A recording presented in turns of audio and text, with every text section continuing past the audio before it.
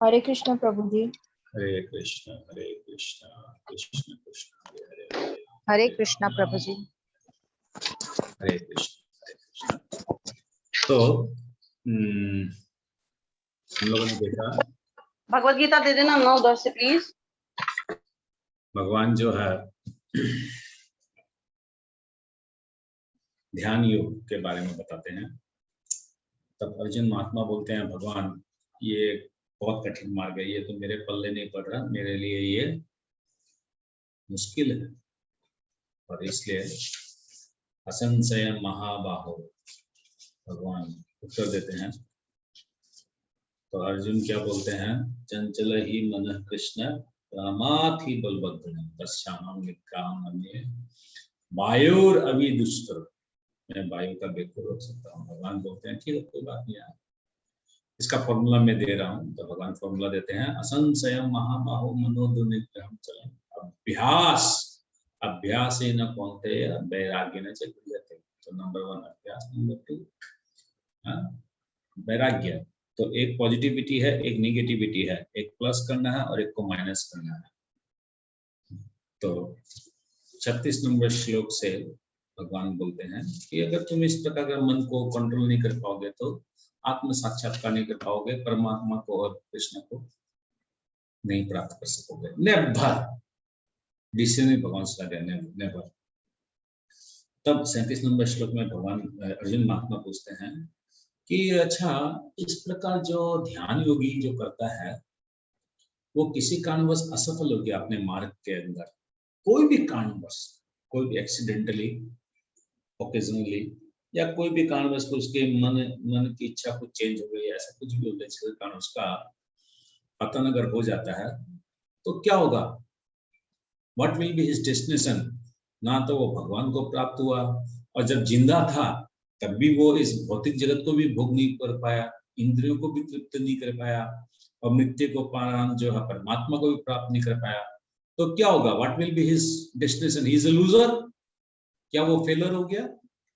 तब भगवान बोलते हैं 38 नंबर श्लोक में क्या बोलते हैं, कच्चित् न उभय विभ्रष्ट छिन्न अभ्रम इव नश्यति अप्रतिष्ठ महाबाहो विमूढ़ ब्राह्मण पथि। हे महाबाहो कृष्णा, क्या ब्रह्म प्राप्ति के मार्ग से भ्रष्ट ऐसा व्यक्ति आध्यात्मिक तथा भौतिक दोनों ही सफलता से च्युत नहीं होता और भिन्न भिन्न बादल की भांति विनिष्ट नहीं हो जाता, जिसके फलस्वरूप उसके लिए किसी लोक में कोई स्थान नहीं रहता। तो इस प्रकार जो ध्यान योग का मार्ग से जिसका पतन हो गया किसी कारणवश, समाधि में स्थित नहीं हो पाया, परमात्मा का जो दर्शन नहीं कर पाया, तो वो बेचारा एक तो एकांत स्थान में गया, यानी वो इंद्रिय तृप्ति भी नहीं कर पाया भौतिक जगत का, और मृत्यु के उपरांत भी जो है उसकी वो तपस्या जो है वो भी, साधना भी उसकी पूर्ण नहीं हुई। तो दोनों साइड से ही उसका जो है लॉस हुआ है। तो अर्जुन महात्मा पूछ रहे हैं, हे महाबाहु कृष्ण, तो अभी तक भगवान अर्जुन महात्मा को महाबाहु बोले, अब जो है अर्जुन महात्मा भगवान को महाबाहु बोल रहे हैं, हे महाबाहु कृष्ण। तो ये ब्रह्म प्राप्ति के मार्ग में कोई अगर व्यक्ति चेष्टा करता है और उसका किसी वर्ष पतन हो जाता है, ब्रह्म प्राप्ति नहीं कर पाता है, तो उसके आध्यात्मिक तथा भौतिक दोनों ही सफलता में च्युत नहीं होता। और जिस प्रकार बादल जो है, बादल किस टाइप से टूटते हैं कि जैसे आकाश में बादल होते हैं, छोटे छोटे बादल, मतलब क्या होता है, बड़ा बादल रहता है, मगर वो बादल जो है किसी कारणवश क्या होता है, छोटा छोटा बादल हो जाता है। तो जिस प्रकार बादल जो है, बादल का यहाँ पर उदाहरण दिया गया है, जैसे वो बादल छिन्न भिन्न हो जाता है, उसी प्रकार भी तो उस आदमी का भी तो वही हुआ, ना वो इस प्लेनेट का रहा, ना वो उस प्लेनेट का रहा, ना वो ब्रह्म का रहा, ना वो पृथ्वी लोक का रहा। ये अर्जुन का प्रश्न है, यानी अर्जुन का एक संशय है, अर्जुन का एक क्वेश्चन है, उसका उत्तर भगवान देंगे। तो तात्पर्य में प्रभुपाद बोलते हैं, उन्नति के 2 मार्ग है। भौतिकतावादी व्यक्तियों की आध्यात्म में कोई रुचि नहीं होती, अतः वे आर्थिक विकास द्वारा भौतिक प्रगति में आध्यात्मिक रुचि लेते हैं। यानी उन्नति दो प्रकार की होती है। अधिकतम लोग ये सोचते हैं कि इस भौतिक जगत में जिसके पास जितना धन, जितना संपत्ति, जितना बड़ा घर, गाड़ी, बंगला, नाम, ऐश्वर्य है, वो ही उन्नति है। और उसके अलावा तो कोई उन्नति नहीं, उसके अलावा तो सब बेकार ही है इस पृथ्वी में। या फिर समुचित कार्य द्वारा उच्चतर लोकों को प्राप्त करने की अधिक रुचि रखते हैं। या फिर उन्नति कैसी होती है? जो आध्यात्मिक श्रवण करता है, जो आध्यात्मिक संग करता है, जो भक्तों का संग करके भगवान को उच्चतर जो प्राप्ति करने की कोशिश करता है, वो उन्नति। उन्नति दो प्रकार की हो सकती है, क्या तो भौतिक, क्या आध्यात्मिक। यदि कोई आध्यात्म के मार्ग को चुनता है तो उसे सभी प्रकार के तथाकथित भौतिक सुख से विरक्त होना पड़ता है। यदि महत्वाकांक्षी ब्रह्मवादी असफल होता है तो वो दोनों ओर से जाता है। दूसरे शब्द में, वो ना तो भौतिक सुख भोगता है और ना आध्यात्मिक सुख भोगता है, तो उसका कोई स्थान ही नहीं रहता। वो भिन्न भिन्न बादल के समान होता है। कभी कभी आकाश में एक बादल छोटे छोटे बादल खंड से विलग होकर एक बड़े खंड से जा मिलते हैं, किंतु यदि वो बड़े खंड से नहीं जुड़ पाते तो वो वायु उसे बहा ले जाती है। ये समझने का विषय है। कभी कभी आकाश में एक बादल छोटे छोटे बादल खंड से विलग होकर, एक आकाश के अंदर में बादल होते हैं, वो बादल छोटे छोटे किसी कारणवश वो बन जाते हैं, मगर वो बन के क्या होते हैं, फिर वो वायु का जोर से उन लोग बड़े आकाश में जाके मिल जाते हैं। और बड़े आकाश से अगर वो नहीं मिल पाते हैं तो वो पृथक पृथक ही रह जाते हैं। ब्राह्मण पति ब्रह्म साक्षात्कार का मार्ग है, जो अपने आप को परमेश्वर का अभिन्न अंश जान लेने पर प्राप्त होता है, और यह परमेश्वर ब्रह्म परमात्मा तथा भगवान रूप में प्रकट होते हैं। तो ब्रह्म क्या हो गया? ब्रह्म हो गया परमेश्वर, परमात्मा और भगवान। हाँ, ब्रह्म, परमात्मा और भगवान, तीन प्रकार से इसको समझ सकता है। ब्रह्म साक्षात्कार के मार्ग में तीन प्रकार से वो समझ सकता है, ब्रह्म, परमात्मा या भगवान। भगवान श्री कृष्ण परम सत्य के पूर्ण प्राकट्य है। तो who is full and final पूर्ण प्राकट्य? भगवान कृष्ण है। ना तो ब्रह्म है ना परमात्मा है, पूर्ण जो है वो भगवान है। अतः जो इस परम पुरुष की शरण में जाता है वही सफल योगी है। ब्रह्म तथा परमात्मा साक्षात्कार के माध्यम से जीवन के इस लक्ष्य तक पहुंचने में अनेक जन्म लग जाते हैं। बहुनाम जन्म नाम अंते ज्ञानवान प्रपदन्ते। बहुनाम जन्म नाम अंते ज्ञानवान प्रपदन्ते स महात्मा सदुर्लभम, ऐसे कुछ है। अतः दिव्य साक्षात्कार का सर्वश्रेष्ठ मार्ग भक्ति योग या कृष्ण भावनामृत की प्रत्यक्ष विधि है। तो यहाँ पर सिंपल अर्जुन महात्मा का प्रश्न है, कृष्ण जो योग सिद्धि की प्राप्ति के कोशिश करता है, ऑलरेडी वो कठिन मार्ग को अपनाया है और किसी कारण वो गंतव्य से चूक गया तो क्या होगा? ना तो वो इधर का ना रहा ना उधर का रहा। एतन्मे संशयं कृष्ण चेतुम् अर्हसि अस्य सत त्वत्त अन्य संशयस्य अस्य चेतन हि उपपद्यते। हे कृष्ण, यही मेरा संदेह है और मैं आपसे इसे पूर्णतया दूर करने की प्रार्थना करता हूँ। आपके अतिरिक्त अन्य कोई नहीं है जो इस संदेह को नष्ट कर सकता है। तो 39 नंबर श्लोक में संशय वर्ड को 2 बार इस्तेमाल किया गया है। ऊपर का लाइन में भी संशय है, नीचे का लाइन में भी संशय है, यानी अर्जुन महात्मा भयानक संशय में है। एतत् में संशयम, हे कृष्ण मेरे में संशय है, कुछ संदेह है।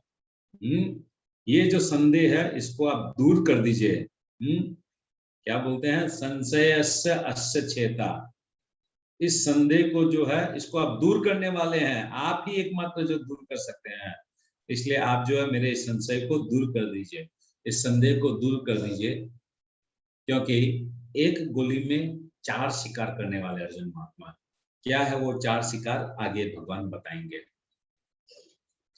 तात्पर्य है कृष्ण भूत वर्तमान तथा भविष्य के जानने वाले हैं। भगवत गीता के प्रारंभ में भगवान ने कहा था कि मैं सारे जीव व्यष्टि रूप में भूतकाल में विद्यमान थे, इस समय विद्यमान है, और भव बंधन से मुक्त होने पर भविष्य में भी वे व्यष्टि रूप में बने रहेंगे। कोई आप लोग मुझे बता सकता कौन सा वो श्लोक था? एनीबॉडी, किसी को भी याद है? चैप्टर याद है, कौन सा चैप्टर में है?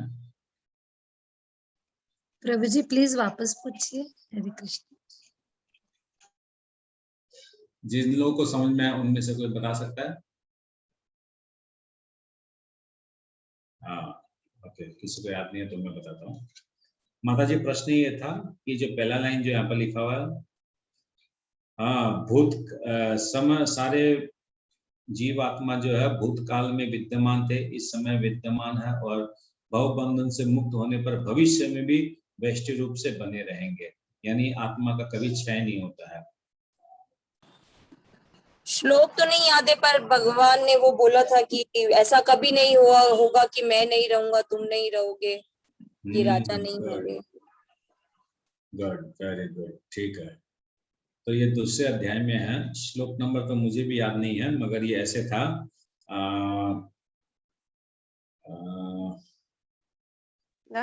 में जनाधिपा नहीं, ये वाला श्लोक था, एक सेकंड का।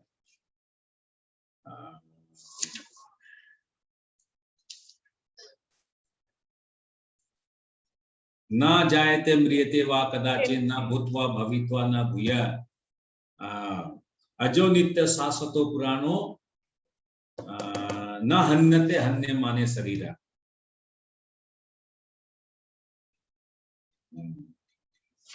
न जायते म्रियते वा कदाचित् 10-20 नंबर 2.20 न जायते म्रियते वा कदाचित् नायं भूत्वा भवित्वा न भूय अजो नित्य शाश्वतो पुराणो न हन्यते हन्य माने शरीरा। 2.20 भी इसमें फिट होता है, और 2. एक और था,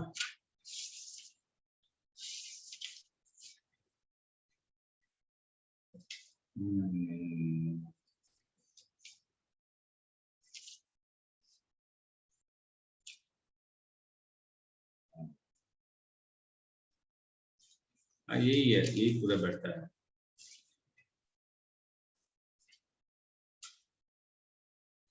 ठीक है, एनीवेज, तो यहाँ भगवान बोल रहे हैं कि प्रभुपाद बोल रहे हैं कि कृष्ण जो है भूत वर्तमान भविष्य में भविष्य के जानने वाले हैं। Krishna knows the past, Krishna knows the present, Krishna knows the future, और इसी के लिए कृष्ण का एक नाम भी है, जो वर्तमान भविष्य जानता है, त्रिकालदर्शी। हाँ, त्रिकालदर्शी तो है, बैठता है, त्रिकालदर्शी बैठता है। भगवान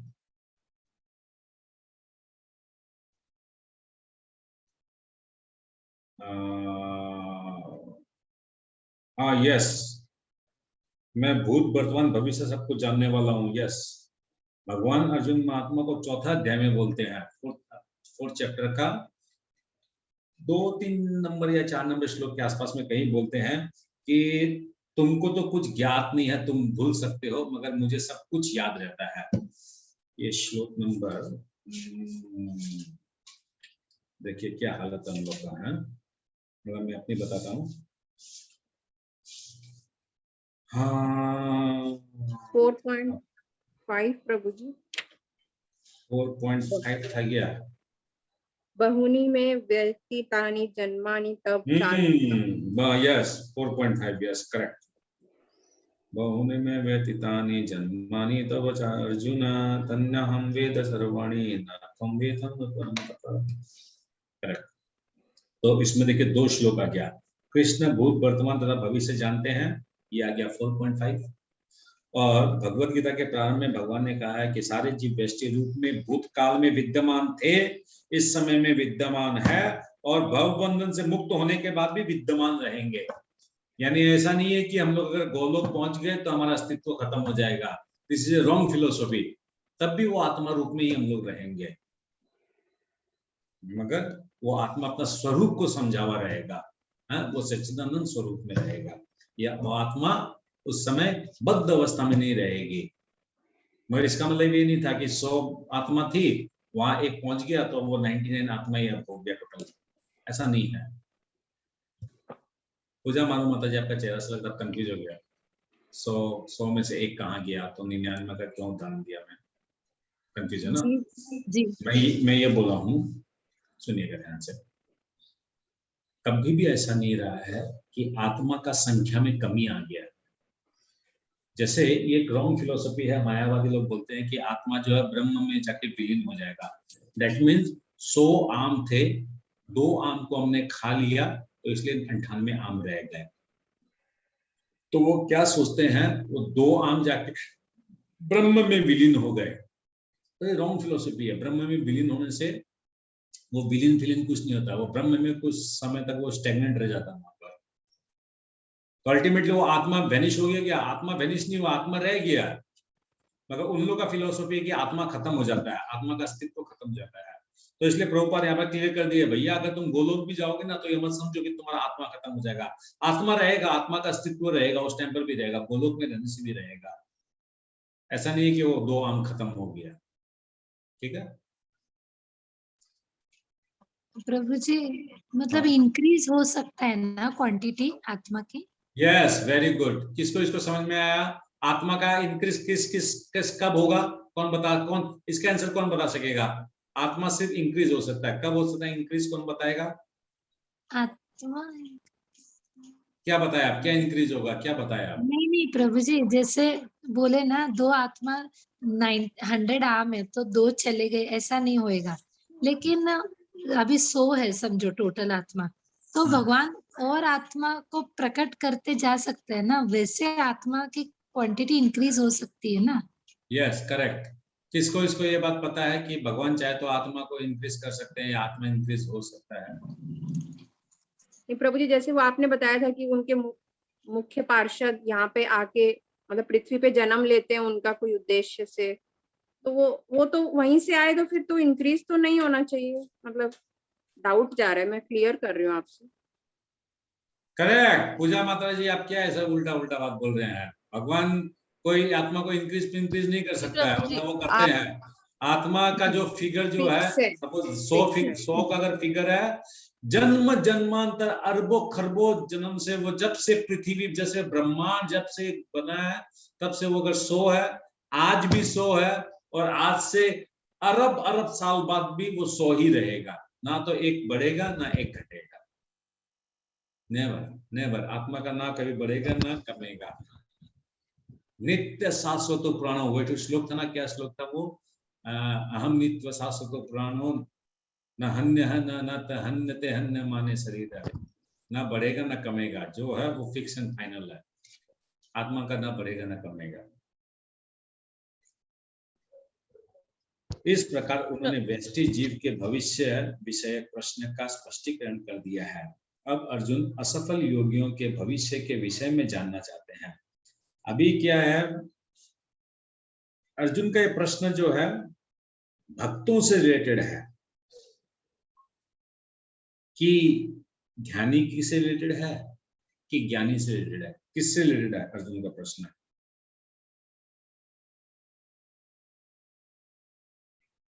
ध्यान योगी लग रहा है प्रभु जी। और क्या क्या लग रहा है आपको?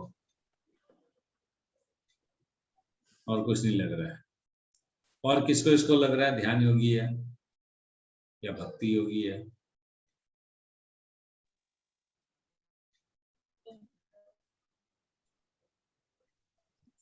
हाँ बोले नहीं तो माता जी। ध्यान योगी समझ में आ रहा है प्रभु जी। करेक्ट। जब चैप्टर ही ध्यान योगी है तो ध्यान योगी के लिए बोल रहे हैं। मगर प्रभुपाद क्या करेंगे?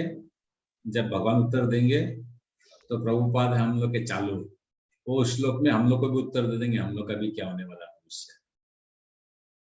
कोई न तो कृष्ण के समान है ना ही उनसे बड़ा है।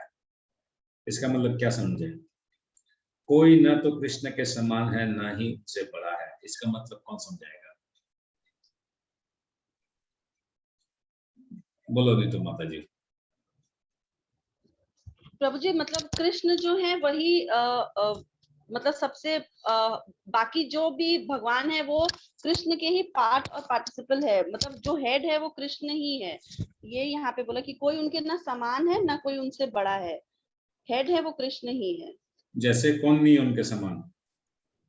जैसे शिव जी जो है, ब्रह्मा जी है, जो विष्णु भगवान है जिनकी हम पूजा करते हैं, तो उनको जो महादेव और विष्णु जो बोला जाता है वो उनके स्व अंश है, पर वो उनके बराबर नहीं है। वेरी गुड, ठीक समझे आप। तो कोई ना तो कृष्ण के समान है ना ही उनसे बड़ा। तथा कथित बड़े बड़े ऋषि तथा दार्शनिक जो प्रकृति की कृपा पर निर्भर है निश्चय ही उनकी समता नहीं कर सकते।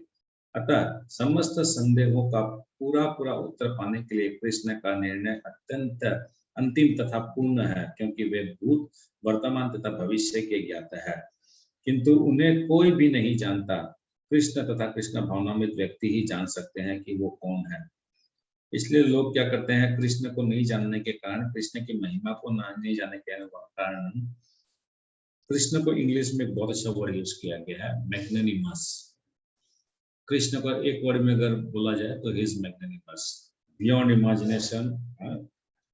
सब चीज मतलब जो है भयानक है। तो अर्जुन महात्मा का ये जो संदेह है, इतना सुंदर बात है, किससे पूछ रहा है? जो उसका संदेह दूर करने के काबिल है। So he is in the right university with the right teacher. Shri भगवान उवाच पार्थ नैव नामुत्र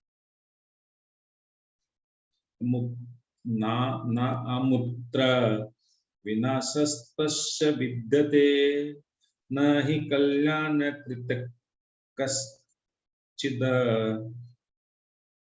न हि कल्याणकृत कश्चित् दुर्गतिं तात गच्छति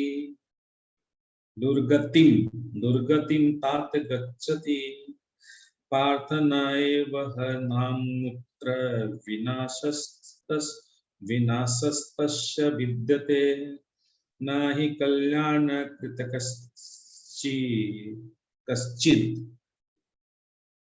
कश्चित् दुर्गतिं तात गच्छति।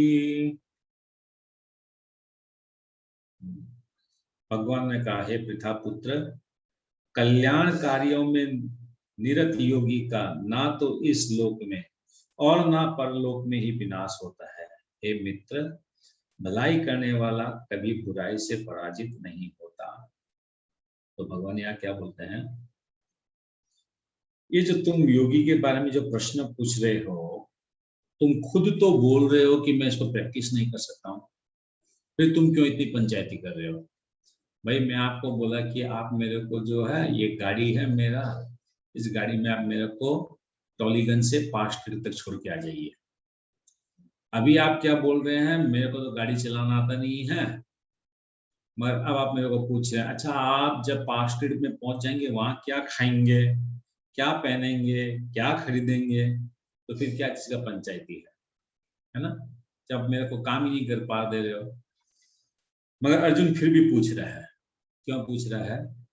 ताकि भविष्य में कोई अगर ये बोले कि ध्यान योगी जो है वो सर्वश्रेष्ठ है, या ध्यान योग का मार्ग जो सर्वश्रेष्ठ है, उस बात का खंडन हो सके कि नो, ये पूर्ण नहीं है। तुमको ट्रेन में बिठाया हम गुवाहाटी से दिल्ली जाने के लिए, राजधानी में। इसका मतलब क्या था? तुमको बैठना था गुवाहाटी में और उतरना था दिल्ली में, तुम बीच में ही कानपुर में उतर गए। क्योंकि तुमने ट्रेन में बैठा, ध्यान योगी का मार्ग ट्रेन वाला है। अब यही चीज आप गुवाहाटी का एयरपोर्ट में फ्लाइट में बैठे, अब वो पायलट को जाके आप बोल सकेंगे भैया रुक जा हम कानपुर में थोड़ा सा उतरेगा फिर आगे जाएगा दिल्ली वापस। बैठ गए अब डायरेक्ट आप दिल्ली पहुंचेंगे। दैट मींस दिस इज भक्ति योग। इधर से बैठा तो उधर ही निकलेगा और कहीं इधर बीच में रुकने का चक्कर नहीं है। मगर ट्रेन का मार्ग में क्या है, ट्रेन छूटने का डर रहेगा, पानी लाने गया क्या, मैं पहले पानी नहीं लाते थे ना बचपन में, वो स्टेशन में पानी लेके आओ क्या लेके आओ, वो क्या आता था वो एक तो चाचा चौधरी का किताब खरीदना है? तो भगवान ने कहा हे पृथा पुत्र, जो मेरे को प्राप्त करने का कोई भी मार्ग पकड़ता है भक्ति को छोड़कर वो सब्वे है, और उस सब्वे मार्ग को अगर तुम पकड़ोगे तो तुम्हारा वैसे विनाश बोल के नहीं होगा। डोंट वरी, तुमने जो कुछ अर्जन किया वो सारा खत्म हो जाएगा, ऐसा नहीं है। Don't worry. आप करोड़ रुपया भारत में कमाएं, उस करोड़ रुपया को आप अमेरिका लेके जाइए और वहां पर आपको भूख लगा, आपको एक पकौड़ा खाना है, उसको आप इंडिया का 1000 का नोट दीजिए तो 500 का नोट दीजिए, वो आपको एक पीस पकौड़ा नहीं देगा, यानी उसको डॉलर देना पड़ेगा। तो इस पृथ्वी का ही रुपया एक कंट्री का रुपया दूसरा कंट्री में काम में नहीं आएगा अनलेस हम उसको इंटरनेशनल करेंसी में कन्वर्ट नहीं करते हैं। ये रुपया हम लोग का स्वर्ग लोग ले जाकर और गोलोक ले जाके काम में आएगा क्या? है? कोई काम में नहीं आएगा। इसका मतलब ये वर्थलेस है, वो सिर्फ इस पृथ्वी से लेन देन है। तो भगवान बोल रहे हैं डोंट वरी, तुम्हारा ये इंडिया का करेंसी और अमेरिका करेंसी नहीं है, इसका वैल्यूलेस हो जाएगा। मेरे को प्राप्त करने का कोशिश किया है, मैं इटर्नल हूं, मैं शाश्वत हूं, मैं परमात्मा हूं, सच्चिदानंद हूं। डेफिनेटली वो मेरे को प्राप्त करेगा, डेफिनेटली उसको वो एक अलौकिक अकल्पनीय चीज को प्राप्त करने का कोशिश किया है तो उसको वरदान भी वैसा ही मिलेगा, उसको बेनिफिट भी वैसा मिलेगा। दो ही इज एक्सीडेंटली कहीं वो उसका ड्रॉप डाउन हो गया। श्रीमद् भगवद गीता भागवत में 1.5.70 से नारद मुनि व्यास देव को इस प्रकार उपदेश देते हैं। पहला कैंटो 5 नंबर चैप्टर 17 नंबर अध्याय 17 नंबर श्लोक में नारद मुनि बोल रहे हैं व्यास देव से, यानी ये प्रसंग इस तरह से है कि व्यास देव जी जो है बहुत ज्यादा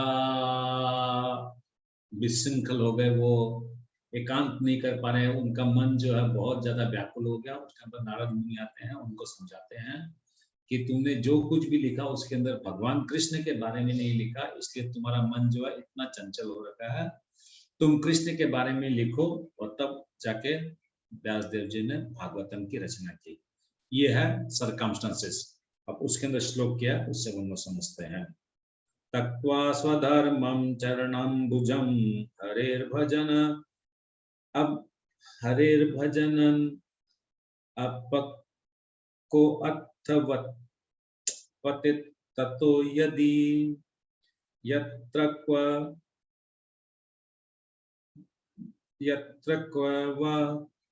अभद्रम बुधमुष्य किम को वार्थ अपतो अभजंतम स्वधर्मता। यदि कोई समस्त भौतिक आशाओं को त्याग कर भगवान की शरण में जाता है तो इसमें न तो कोई क्षति होती है और न पतन। दूसरे और अभक्त जन अपने अपने व्यवसायों में लगे रह सकते हैं, फिर भी वे कुछ प्राप्त नहीं कर पाते। तो नारद मुनि अभी नारद मुनि समझा रहे हैं व्यास देव को, हु इज लॉर्ड, भगवान कौन है। भगवान के विषय में तुमने नहीं लिखा, इसलिए तुम इतने ज्यादा चंचल हो रखे हो, तुम्हारा मन इतना ज्यादा चंचल हो रखा है। तो बोल रहे हैं नारद मुनि बोल रहे हैं इसको, वेद व्यास को, कि जो भगवान की भक्ति करता है, जो भगवान के साथ अपना संबंध स्थापित करता है, जो भगवान की शरण ग्रहण लेता है, उसे किसी प्रकार की क्षति नहीं होती है, उसका किसी प्रकार पतन नहीं होता है, क्योंकि इस भौतिक जगत में वो जब जिंदा रहता है, भगवान जब उसके साथ है, तो कौन वो अपने आप को बहुत करोड़पति, अरबपति, खरबपति समझता है। क्यों? मेरा पिता कृष्ण है, कृष्ण के समान तो कुछ भी नहीं है, यानी पूरा ब्रह्मांड का मालिक ही है हम। और परमानंद को प्राप्त करता है, उसको आनंद मिलता है। कभी भी भगवान के कीर्तन होता है, भगवान की आरती होती है, भगवान का गुणगान होता है, वहां वो आनंद को प्राप्त करता है। यानी इस भौतिक जगत में भी आनंद है और मृत्यु के बाद उसको स्वयं भगवान मिलते हैं, यानी उसमें भी फायदा है, यानी दोनों में फायदा है। भौतिक जगत में भी फायदा है और भौतिक जगत के मरने के बाद भी फायदा है। दोनों में ही उसको पॉजिटिविटी है, दोनों में उसको गेन है, लॉस नहीं है। मगर कोई अगर आध्यात्मिक जगत में नहीं है, जो भगवान से जुड़ा हुआ नहीं है, इस भौतिक जगत में वो कितना ही मेहनत कर लो, कितना ही पैसा कमा लो, कितना ही उसका यश गुणगान हो, फिर भी वो हमेशा असंतुष्ट रहेगा। ये है, ये नहीं है मेरे पास, उसके पास है, मेरे पास नहीं है, संतुष्टि नाम का चीज नहीं रहेगा। और मृत्यु के बाद भी उसको क्या मिलेगा? है नरक मिलेगा। तो यानी दोनों में ही लॉस हुआ, फायदा हो गया कहीं से, दोनों में लॉस। इसलिए क्या बोले इसका तात्पर्य में, इस श्लोक का तात्पर्य में, यदि कोई समस्त भौतिक आशाओं को त्याग कर भगवान के शरण में जाता है तो इससे न तो कोई क्षति होती है और ना पतन। दूसरी ओर अभक्त जन अपने अपने व्यवसायों में लगे रह सकते हैं, फिर भी उसे कुछ प्राप्त नहीं कर पाते। भौतिक लाभ के लिए अनेक शास्त्रीय तथा लौकिक कार्य है। यही बात है, यही मेन बात है। ये बात कौन समझाएगा? कौन समझा है? भौतिक लाभ के लिए अनेक शास्त्रीय तथा लौकिक कार्य है, ये कौन समझाएगा? कर्मकांडी प्रभु जी। यस, कर्मकांडी है, ओके, समझ में आया। मगर ये कौन सा शास्त्र के बारे में बता रहा है यहाँ पर? प्रभु जी वेद। यस, वेद का जो 90% जो है, वेद का जो 70, 75, 80% जो है, वो है कर्मकांडी के ऊपर में। वो है कि ये कर लो, ये कर लो, ये फायदा मिलेगा, ऐसा व्रत कर लो, ऐसी तपस्या कर लो, ऐसा ये कर लो, ऐसा वो कर लो, ऐसा यज्ञ कर लो, ये फायदा होगा। जीवन में आध्यात्मिक उन्नति अर्थात कृष्ण भावनामृत के लिए योगी को समस्त भौतिक कार्यकलापों का परित्याग करना होता है। कोई ये तर्क कर सकता है कि यदि कृष्ण भावनामृत पूर्ण हो जाए तो इससे सर्वोच्च सिद्धि प्राप्त हो सकती है, किंतु यदि यह सिद्धि प्राप्त न हो पाई तो भौतिक एवं आध्यात्मिक दोनों दृष्टि से मनुष्य को क्षति पहुंचती है। अरे भाई ठीक है, ध्यान योगी के लिए तो बोल दिया हम लोग कि तुम भैया जब तपस्या कर रहा था तब तुमने तो भौतिक इंद्रियों से भी नहीं भोग पाए, और मृत्यु के समय पर तुम जो है परमात्मा को भी प्राप्त नहीं कर पाए, तुम्हारा तो दोनों साइड से लॉस हुआ। तो कोई बोल सकता है कि भैया तुम लोग भक्ति जीवन में भी तो यही कर रहे हो, 8:30 बजे 8:45 में जो है तुम लोग फिल्म नहीं देख रहे हो, टीवी नहीं देख रहे हो, तो तुम लोग भी तो मेहनत कर रहे हो, सुबह पहले उठ रहे हो, तपस्या कर रहे हो, 16 माला जाप कर रहे हो, क्लास कर रहे हो, भगवत गीता पढ़ते हो, नोट्स बनाते हो, पॉइंट्स बनाते हो, पढ़ते हो, विचार करते हो, फिर क्लास करते हो, प्रवचन करते हो, तुम लोगों को क्या फायदा हुआ? और मृत्यु के उपरांत सपोज तुम लोग भी कृष्ण को प्राप्त नहीं किए तो क्या फायदा हुआ? दोनों साइड से मरण हुआ। मगर क्या सच में हम लोग का भी दोनों साइड से मरण हुआ? ये आप लोग खुद एनालिसिस कीजिए। मगर हालांकि प्रभुपाद बताएंगे सच में हम लोग गेनर है कि लूजर है। शास्त्रों का आदेश है कि यदि कोई स्वधर्म का आचरण नहीं करता तो उसे पाप फल भोगना पड़ता है, अतः जो दिव्य कार्यों को ठीक से नहीं कर पाता उसे फल भोगना पड़ता है। भगवत पुराण आश्वस्त करता है कि असफल योगी को चिंता करने की आवश्यकता नहीं है, भले ही उसे ठीक से स्वधर्म चरण न करने का फल भोगना पड़े तो भी वो घाटे में नहीं रहता है, क्योंकि शुभ कृष्ण, अब सुनिए, क्योंकि शुभ कृष्ण भावनामृत कभी विस्मृत नहीं होता। जो इस प्रकार में लगा रहता है वो अगले जन्म में निम्न योनि में भी जन्म लेकर पहले की भांति भक्ति करता है। दिस इज ए, आप लोग अंडरलाइन करके इसको ए बोल के लिखिए। सबसे बड़ा बेनिफिट ए बेनिफिट क्या है कि जो हम लोग कृष्ण भावना महावेद हम लोग प्रैक्टिस कर रहे हैं, इसमें भी 3 श्रेणी बताएंगे। 3 श्रेणी का जब श्लोक आएगा तब मैं डिटेल्स में बताऊंगा। फिलहाल आप लोग इसको ये समझिए, प्रभुपाद कोई चीज बोल रहे हैं तो we should take it as granted. Prabhupada बोल रहे हैं, कोई छोटा मोटा इंसान नहीं बोल रहा है, प्रभुपाद बोल रहा है, दैट मीन्स एकदम परफेक्ट है ये बात। प्रभुपाद क्या बोल रहे हैं, अगर तुमने कृष्ण भावना में प्रैक्टिस की, सपोज आप लोग में से एक एग्जांपल लेता हूं, लोग पुराना कोई भक्त लोग का, सपोज महेंद्र प्रभु है, या फिर वो सपना कदम माता जी है, या फिर क्या नाम था उनका, कुमुद माता जी है, इस प्रकार कोई भी जन है। सपोज उन लोग अब आगे क्लास नहीं किए, या आगे एकादशी नहीं किए, या आगे 16 माला नहीं किए, आप लोग को मालूम है उन लोग जो ये 15 दिन या 2, 4, 5 महीना जो भी क्लास किए उसमें हरे कृष्ण बोले, या कृष्ण का नाम लिए, या एकादशी किए, या जप किए, या भगवान का भगवत गीता को सुनने पड़े, कुछ ना कुछ परसेंटेज उनके जीवन में ऐड हो गया है। यानी भगवान तो यही करे, मैं तो यही प्रार्थना करूंगा उन लोग सबको भगवान के नित्य धाम को प्राप्त हो, जब भी उन लोग इस शरीर को त्याग करें। किसी कारण में अगर छूट भी गया तो उन लोग को जीरो से स्टार्ट नहीं करना है। प्रभुपाद क्या बोल रहे हैं, ऐसा घर में जन्म देंगे कि जहां कृष्ण या राम का नाम बचपन में ही सुनने को मिलेगा। यानी उन लोग का ये तो गारंटी हो गया, उन लोग कोई मुसलमान, अरबियन इनके घर में तो उनका जन्म नहीं होगा। देखिए क्या गारंटी दे रहा प्रभुपाद यहाँ पर। बहुत बड़ा हम लोग को ये सीख लेने का विषय है ये। दूसरा, जो केवल नियत कार्यों को दृढ़ता पूर्वक करता है, किंतु यदि उसमें कृष्ण भावनामृत का अभाव है तो आवश्यक नहीं है कि उसे शुभ फल प्राप्त हो। तो दूसरी ओर मतलब 2 कंडीशन है।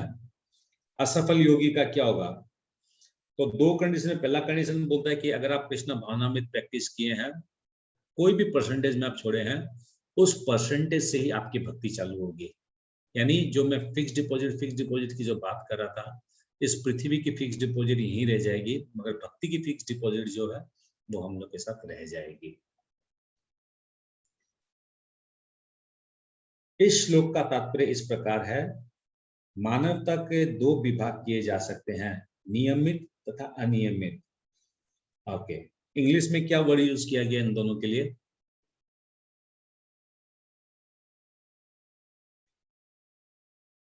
हरी बोल, इंग्लिश भगवत गीता है क्या किसी के पास में? नहीं है ना?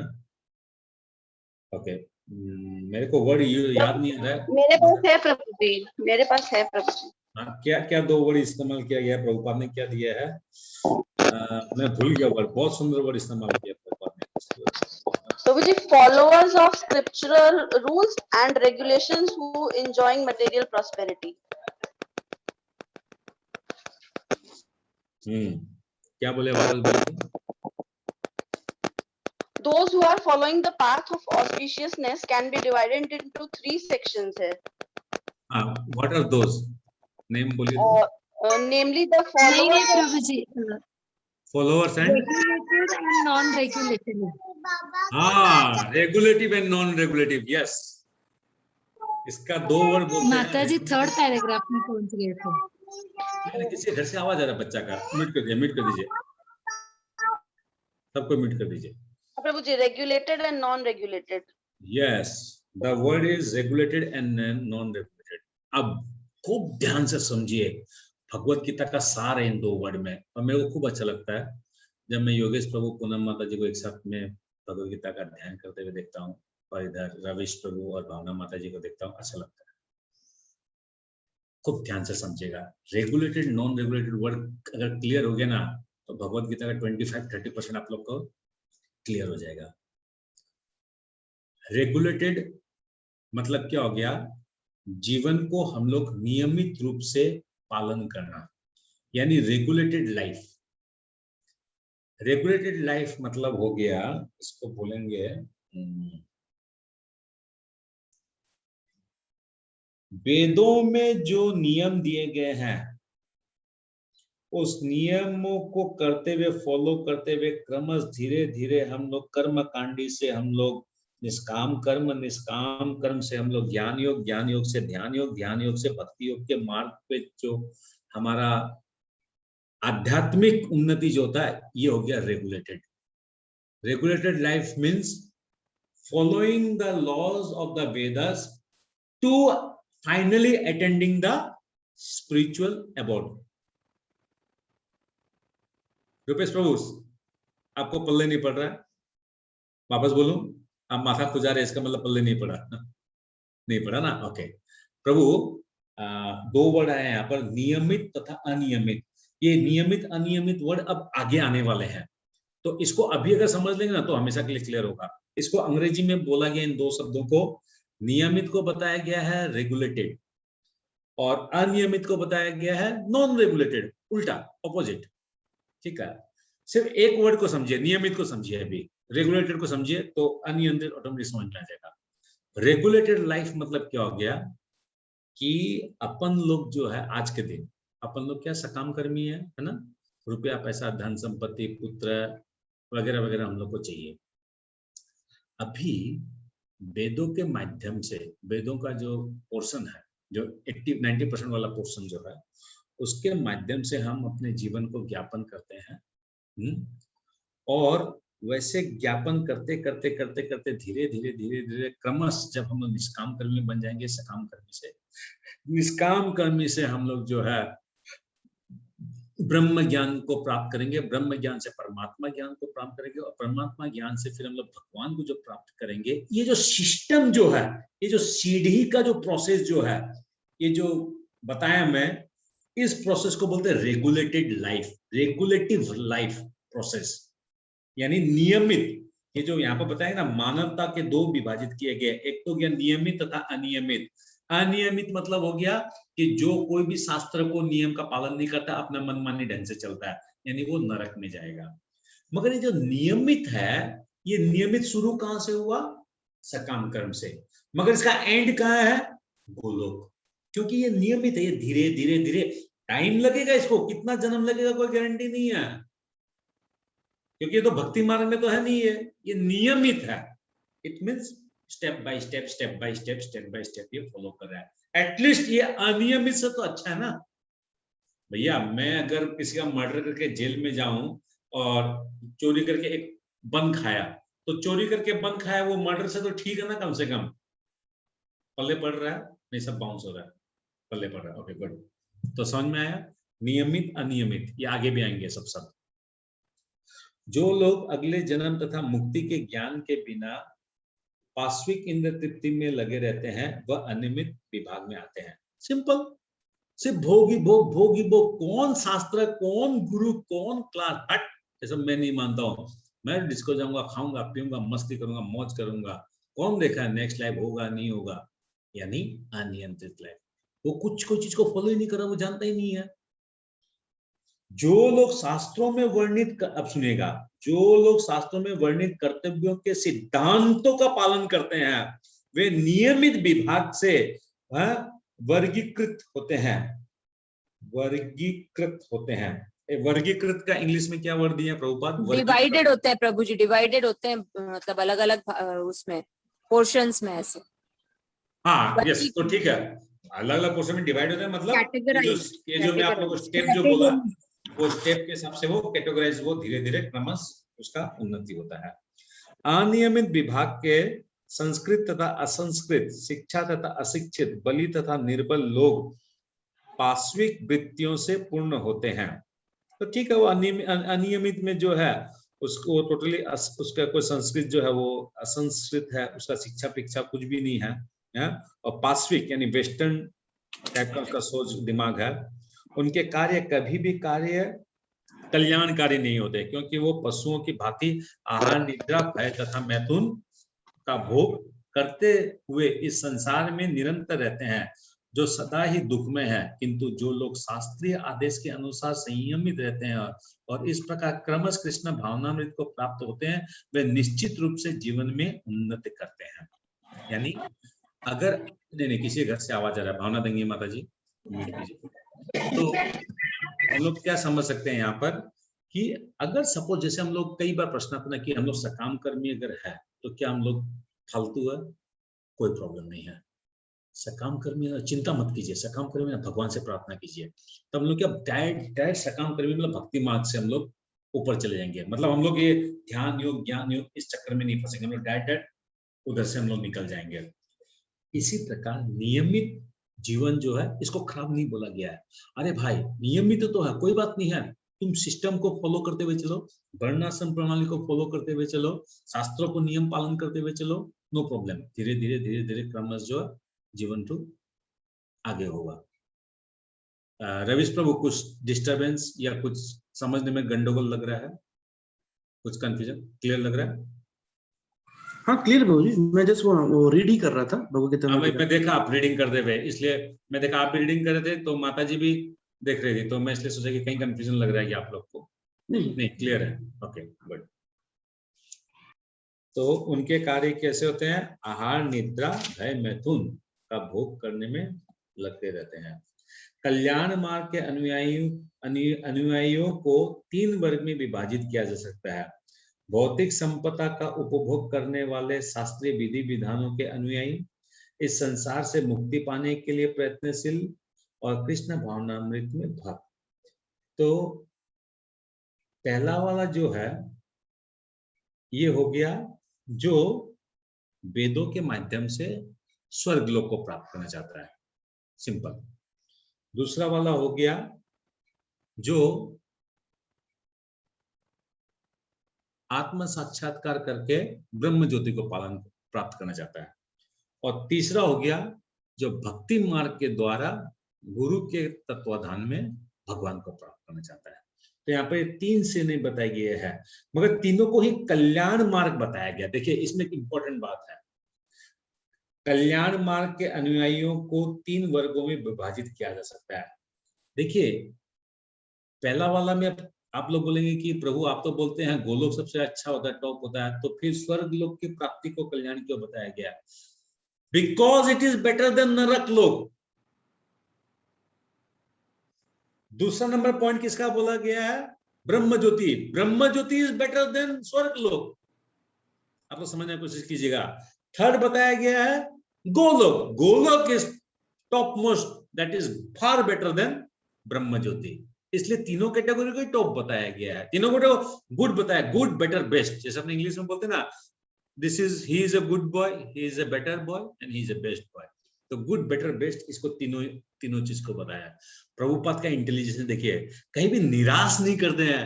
कोई अगर सोच रहा है कि मैं स्वर्ग लोक को जाऊंगा, तो प्रभुपाद निराश है, नो डोंट वरी, तुम स्वर्ग लोक में भी जाओगे कोई बात नहीं है, तुम वहां से अपनी यात्रा चालू करो।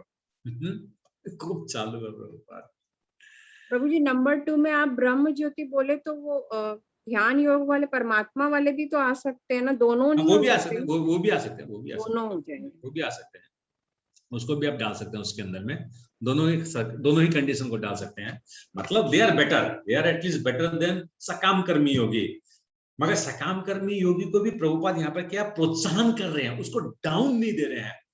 आप लोग को याद होगा एक श्लोक आया था, 5वां अध्याय में आया था, किसमें आया था मेरे को याद नहीं है, रविश प्रभु को अगर याद तो बताइएगा, कि कोई अगर हम लोग जैसे आत्म साक्षात्कार का प्रैक्टिस कर रहे हैं, मगर कोई हमारे अड़ोसी पड़ोसी परिवार वाले हैं, तो उनको डाउन नहीं करना है, यार तुम तो फालतू है, तुम सारा दिन भर ये सब करता है, तुम्हारा क्या होगा, तुम नरक में जाएगा, तुम माला नहीं करना, तुम्हारा ये होगा वो होगा। नहीं, उसको डिस्टर्ब मत कीजिए, डिस्टर्ब से हम लोग से दूर भाग जाएगा।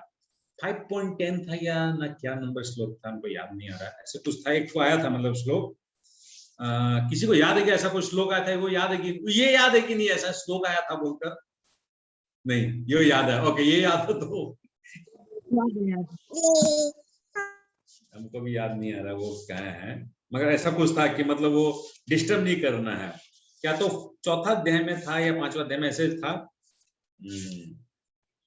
मतलब उसका मतलब ये था 4.38 ना 4.37 ऐसे कुछ था क्या ना, क्या था, चलिए जो छोड़िए उसको, अभी जरूरत नहीं है वो हम लोग का।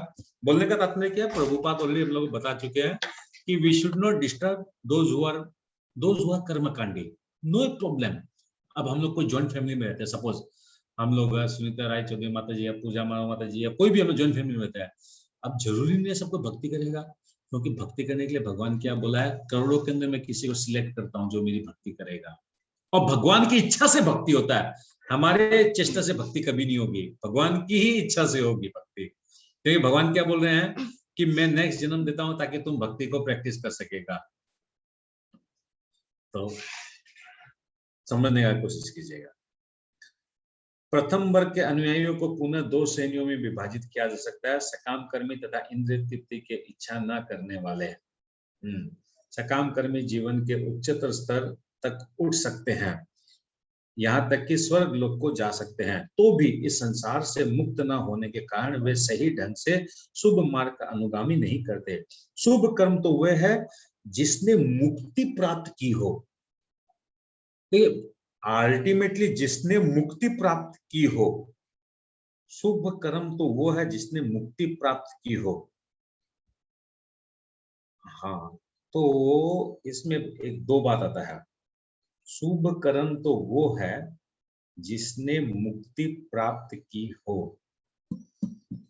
जिनसे मुक्ति प्राप्त हो प्रभु जी, जिनसे मुक्ति। हाँ, ओ सॉरी, हाँ यस, इसलिए मैं सोच रहा हूँ क्या बोल दिए प्रभुपाद यहाँ पर, ये तो कंफ्यूज कर दिया हमको। शुभ कर्म तो वो है जिनसे है तेरे का, देखे तो मतलब हम कसम से एकदम कंफ्यूज है, क्या बोल दिए यहाँ पर प्रभुपाद। क्योंकि अभी एक हम पढ़ाई कर रहा है, उस पढ़ाई में प्रभुपाद कुछ बोल दिए, और अभी मैं क्या पढ़ रहा था, रुकिए, मैं इतना देर से पढ़ रहा था कि शुभ कर्म तो वो है जिससे जिसमें प्रभु जी आप जिसमें बोल रहे हैं। हाँ, जिसमें शुभ कर्म तो वो है जिसमें मुक्ति प्राप्त हो। हाँ, तो देखिए एक जिसमें के चक्कर में जो है ना, पूरा भगवत गीता का फिलोसफी चेंज हो गया मेरा एक शब्द में। हाँ बताइए, अब मैं बताता हूँ क्या हुआ मेरे साथ कंफ्यूजन जब मैं पढ़ रहा था।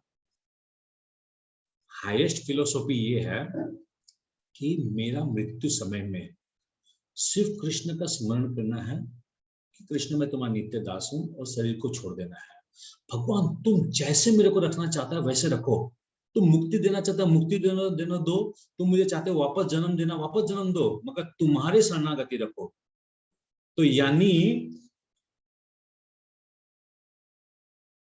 शुभ कर्म तो वो है जिससे मुक्ति प्राप्त हो।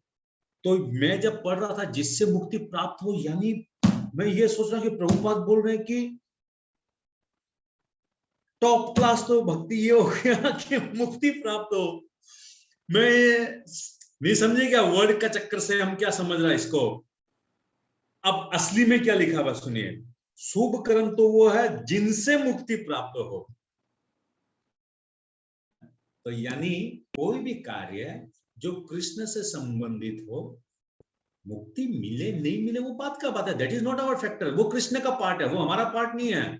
मुक्ति नहीं मिला, क्या लॉस हो गया, नो प्रॉब्लम। भाई कृष्ण तो बोला ही है, अच्छा घर में वैष्णव के घर में जन्म देगा, कोई बात नहीं है, फिर कीर्तन करेंगे, मजा ही अच्छा है, आनंद, वेयर इज द प्रॉब्लम। तो आज देखिए भगवान के ऐसे आप लोग हमको बचा लिए, बहुत बहुत धन्यवाद। नहीं तो मैं तो सारा रात पढ़ता रहता इसको कि क्या लिख दिया प्रभुपाद यहाँ पर। अरे वो इसलिए मेरा जैसा अनपढ़ गंवार से पढ़ने से मेरा जैसा दशा होगा आप लोग का भी। शुभ कर्म तो वो है जिनसे मुक्ति प्राप्त हो। कोई भी ऐसा कार्य जो परम आत्मा साक्षात्कार या देह आत्मा बुद्धि से मुक्ति की ओर उन्मुख नहीं होता, वो रंच मात्र भी कल्याण प्राप्त नहीं होता। तो सिंपल है। अगर हम लोग आज भगवान का भक्ति कर रहे हैं, या हम लोग ये भक्तों का एसोसिएशन में भगवत गीता हम लोग श्रवण करते हैं, तो this is very very good. इसी की जगह पर हम लोग अभी पड़ोसी के घर में गए, वहां पर हम लोग चर्चा किए क्या, बिल्डिंग का, सोसाइटी के बारे में, सासू के बारे में, ननद के बारे में, या फिर रुपया, मतलब अपना प्रॉब्लम की बात है। मेरा पति ऐसा बोल दिया, मेरा बेटा बेटी ऐसे कर लिया, वो ऐसे कर लिया, तो वो कल्याणप्रद कभी नहीं हो सकता है।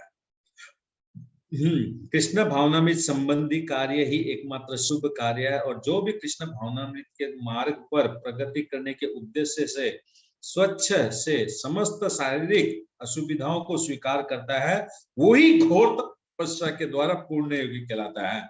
शारीरिक असुविधाओं को स्वीकार करता है, क्या समझे इस वर्ड से बताइए। रेस करेंगे, हैंड्स रेस करेंगे, मैं फिर उनमें से पूछूंगा जो समझा है। फिर पढ़ लीजिए, आप लोग पढ़ लीजिए। कोई पढ़ना चाहते हो सेंटेंस को वापस पढ़िए, समझाइए तो क्या समझे आप लोग। कृष्ण भावनामृत संबंधी कार्य ही एकमात्र शुभ कार्य है, और जो भी कृष्ण भावनामृत के मार्ग पर प्रगति करने के उद्देश्य से स्वच्छ से समस्त शारीरिक असुविधाओं को स्वीकार करता है, वो ही पूर्ण योगी कहलाता है। So what do you mean by शारीरिक असुविधाएं? सिर्फ एक ही जन हैंड रेज किया है, बोलिए, आप ही बोलिए, बोलिए पूजा माता जी। हरे कृष्णा प्रभु मैंने भी जी। किया। यानी कि जैसे जल्दी उठना है, चाहे सर्दी का मौसम हो चाहे गर्मी का मौसम हो, तो भी सुबह जल्दी उठना ही, चाहे कितनी भी ठंड हो। तो अगर भगवान के लिए प्रसाद बनाना है तो कितनी भी गर्मी हो तो भी किचन में काम करना ही है। जो भी अपने कोई शारीरिक असुविधा होती है उसका अपने को पालन करना। Very good. तो यही है, इस शरीर से जो तपस्या, शरीर की जो तपस्या है, उसी को यहाँ पर शारीरिक असुविधाएं बताया गया है। Very good. क्योंकि अष्टांग योग पद्धति कृष्ण भावना की चरम अनुभूति के लिए होती है, अतः यह पद्धति भी कल्याण प्राप्त है। अतः जो कोई इस दिशा से यथाशक्य प्राप्त प्रयास करता है, उसे कभी अपने पतन के प्रति भयभीत नहीं होना चाहिए। ठीक है, तो हम लोग आज यहीं विराम देते हैं। अच्छा, कल संडे, कल क्लास करेंगे आप लोग? तो मैं क्लास देने के लिए तैयार हूँ, क्योंकि ऑलरेडी 2-3 क्लास मिस हो गया था। बताइए आप लोग।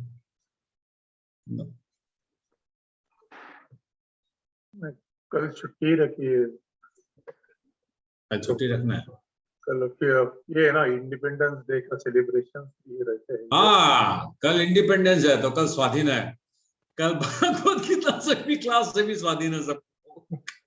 हमारे यहाँ भी सेलिब्रेशन का इवेंट रखा है। कल सेलिब्रेशन करेंगे हम लोग। कल नो क्लास डे है कल फिर। ओके, ठीक है। तो सभी को आप लोग कल स्वाधीन है, आप लोग कल क्लास से 16 तारीख से वापस पराधीन हो जाएंगे। नहीं प्रभु जी, हम तो वैसे ही स्वाधीनता के मार्ग पे ही चल रहे हैं, अब कोई दिन नहीं स्वाधीन कर सकता है। ठीक है, ऐसे वैसे नया टॉपिक आ जाएगा। 41 नंबर श्लोक से एक नया टॉपिक आ जाएगा 47 नंबर तक। ये 7 श्लोक है।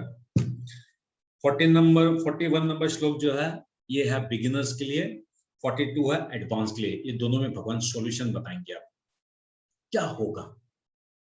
शुरुआती दौर में अगर किसी कारण से भक्ति छूट गया, और एडवांस में अगर भक्ति छूट गया, मैं आप लोगों को बताया ना कि जब ये श्लोक आएगा तब मैं बताऊंगा। ये कि डिटेल्स में एक बार समझ जाएंगे ना, 2 चीज, शक्ति मिलता है, कसम से बोलता हूँ शक्ति मिलता है। क्या जिससे डर, कोई बात नहीं है, मृत्यु हो गया तो कोई बात नहीं, टेंशन नहीं है। क्योंकि मृत्यु के समय में क्या होता है, बोलते हैं आचार्य लोग कि मल मूत्र निकल जाता है, इतना डर भयानक। वो यम के दूत आते हैं, उनसे डर जाते हैं हम लोग, बहुत भयानक डर जाते हैं। उस डर को निकालने के लिए ही भगवत गीता है, क्योंकि उनसे डर गए ना हम लोग तो बस भगवान का स्मरण नहीं आएगा। और उनको डर देखकर हम लोग को ऐसा लगेगा तुम तो हमको छू ही नहीं पाएगा। उसको देख के हंसना है कि हाँ बेटा तुम तो हमको छू ही नहीं पाएगा।